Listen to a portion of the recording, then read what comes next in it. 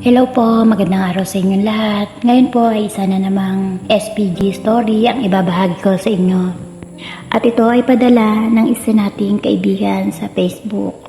Hello po Ate Ella, kumusta po kayo at ang lahat ng inyong mga taga-subaybay? Itago niyo na lamang po ako sa pangalang Laria, 24 years old at nagtatrabaho sa isang maliit na company dito sa Quezon City.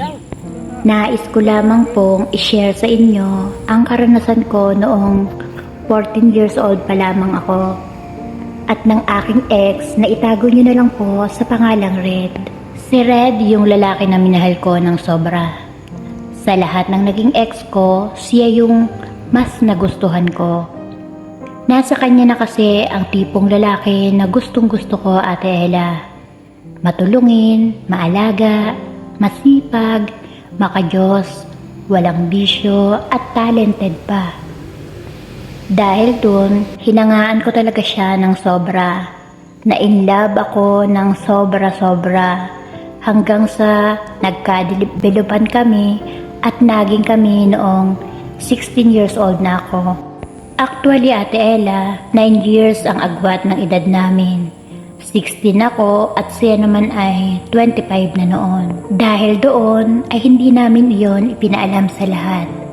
Sa mga kamag-anak, bigan, pati na rin sa aming mga magulang. Dahil nga sa bata pa ako at sa laki ng agwat ng edad namin. Kaya naman kapag magdi-date kami ay patago. Hanggang sa isang araw ay nag-date kami sa kilalang mall dito sa Quezon City. High school pa ako noong araw na iyon. Siyempre, para makapag-date kami, gumawa ako ng mga di dapat gawin ng isang mag-aaral. At iyon ay mag-cutting classes. Mahigpit kasi ang mga magulang ko noon, Ate Ella. Dahil ako ang panganay at nasa ibang bansa pa ang aking nanay. Kaya naman mahigpit sa akin ang pagbabantay. Bahay, school lamang ang pangunahin kong puntahan. So ayun na nga po, nanood kami ng sine. Sa loob ng sinihan ay pinili namin ang pinakatuktok na kung saan ay walang tao. Hindi gaano matao sa sinihan dahil weekdays pa lamang iyon at maaga pa. So ayun na nga po, sa kalagitnaan ng aming panonood ay inakbayan niya ako. Diyos ko po, akbay pa lang ay parang kinokuryente na ako. Dahil nga sa wala pa akong karanasan ay kakaiba ang nararamdaman ko noong panahon na yon. Hanggang sa naglapat na ang aming mga labi. Ewan ko ba, pero parang ang bilis-bilis ng pangyayari. Noong una ay inawat ko pa siya. Kako, baka may makakita sa amin dahil nasa public place kami. Ngunit binulungan ako ni Red. Shh! Okay lang yan. Huwag kang maingay. Ang sabi pa nito sa akin. Hanggang sa hinalikan na ako nito sa leeg. Grabe talaga. Napapakapit ako sa batok niya. Papunta sa kanyang buhok. Dahil sa ginagawa niyang iyon sa akin. Dalang-dala talaga ako sa init na ginagawa niya. Hanggang sa ibinukas niya ang butones ng blusa ko at sinakop ng kanyang mga kamay ang aking hinaharap.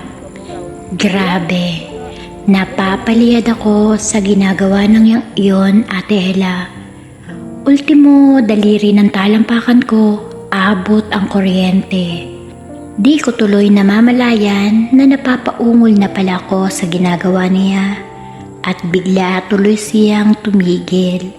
Nabitin ako. Pasensya ka na ha. Hindi ko kasi napigilan ang sarili ko eh. Tinakpan niya bigla ang bibig ko.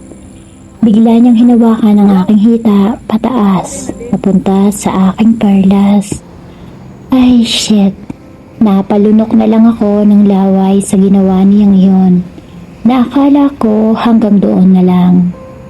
Ipinasok niya ang kanyang daliri at pinaglaruan niya ang naglalawak kong perlas na halos umaagos-agos na. Napakapit ako sa kanya ng mariin at napatingala sa ginagawa niyang iyon sa akin, Ate Ella. Malamig sa sinima Pero init na init ako nung mga panahong iyon. Hindi ko alam ang pakiramdam ko. Ganito pala kapag first time mo. Wala na kaming pake sa paligid namin. Basta ginagawa niya ang lahat para painitin lang ako. Hanggang sa ibinaba na niya ng tuluyan ang suot kong panty at bumulong sa akin na mas paiinitin pa kita. Lalo sa gagawin ko, ramdam ko ang init ng hininga niya at pagkatapos ay kumuha siya ng panyo at pinapatakip sa aking bibig. Nang bigla niyang isinakop ng kanyang bibig ang aking rumaragasang perlas. Oh God, bulalas ko. Halos mabaon na ang kuko ko sa kanyang ulo ng mga sandaling iyon. At kinagat ko na ang panyo na pinantatakip niya sa akin. Hindi ako mapakali ng mga oras na iyon, Ate Ella. Iba ang sensasyon na dulot niya. Iba siya, as in, expert na kumbaga. Pawis na ako at inaawat ko na siya. Pero mahigpit ang pagkakahawak niya sa akin. Buti na lang, mostly ay nights din ang pinapanood namin. Kaya medyo madilim ng mga oras na iyon. Hanggang sa pinasok na niya ang kanyang daliri sa loob ng aking lagusan at laglabas-masok ito doon. Napakapit na ako sa ulo, ate. Baliw na ako sa ginagawa niya sa akin. Hanggang sa masabi kong malapit na ako. Hindi pa rin niya ako tinigilan. At bigla nilang sumabog ang aking katas sa kanyang bibig. Walang tapon, walang pera kumbaga. At sinaid niya iyon. Hingal na hingal ako sa ginawa niyang iyon, Ate Ella. Pagod ako at ganun din naman siya. At binulungan niya ako. Ang sabi pa, pwede ba ako naman? Sabi ko paano? Bigla siyang nag-ayos at balak umalis ng sinima. Nagtaka pa ako kasi akala ko dito namin iyon gagawin. Bumaba kami at hinila niya ako papasok sa loob ng CR ng mga lalaki. Nanlaki na talaga ang mga mata ko noon, Ate Ella. Di ko na alam ang gagawin ko. Pagpasok namin doon, sakto, walang katao-tao. Pumasok kami sa isang cubicle sa dulo at inilak niya ang pinto. Pinaupo ako sa cubicle. Init na kami parehas sa ginagawa namin. Hanggang sa inilabas na niya ang kanyang alaga. Napalunok ako sa laki niyon. Hinawakan ko ito.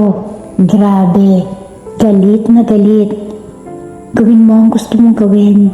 Ang pabulong pa niyang wika sa akin. Wala pa akong karanasan sa ganoon. Pero dahil sa nadala na ako sa init ng sensasyon na iyon, ay ginawa ko ang nararapat. Na napanood ko lamang sa isang mahalay na palabas. Iginaya ko lamang sa aking mga natutunan. Mas lalo ko pang pinaghusayan ang ginawa ko na halos ikatirik naman ng kanyang mga mata. Oh, talagang napapamura na ako at tuloy mo lang, napakapit na siya sa ulo ko.